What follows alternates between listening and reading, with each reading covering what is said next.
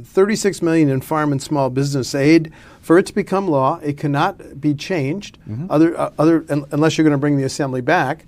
I see that one getting approved, don't you?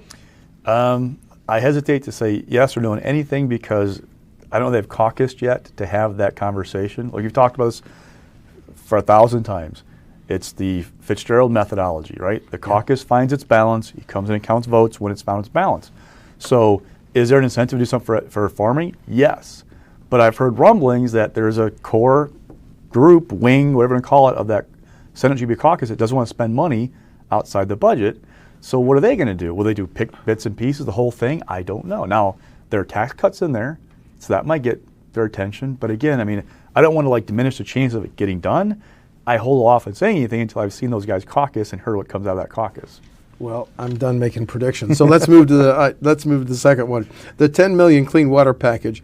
Okay, I'm going to go out on a limb with you. There seems to be more of a consensus for this. You agree, disagree? I have heard lots of rumbling about the spending on that. What a pessimist. Okay, 10 million? So okay, there's the issue. If you can find money that's not general purpose revenue, then yeah, it can get done. Go back to that homeless bill that finally passed the Senate. 500,000. They added an amendment. Per year. They added an amendment to take money from a surplus WIDA fund to pay for the grants. Now, they changed a little bit. I'm not getting into that whole really deep in the weeds stuff.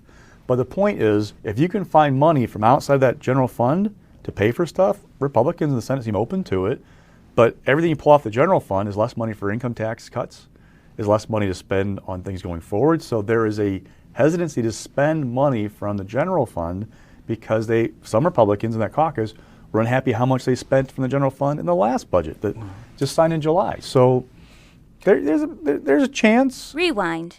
Your Week in Review is sponsored by the Wisconsin Realtors Association, bringing Wisconsin communities to life with great homes, businesses, and neighborhoods.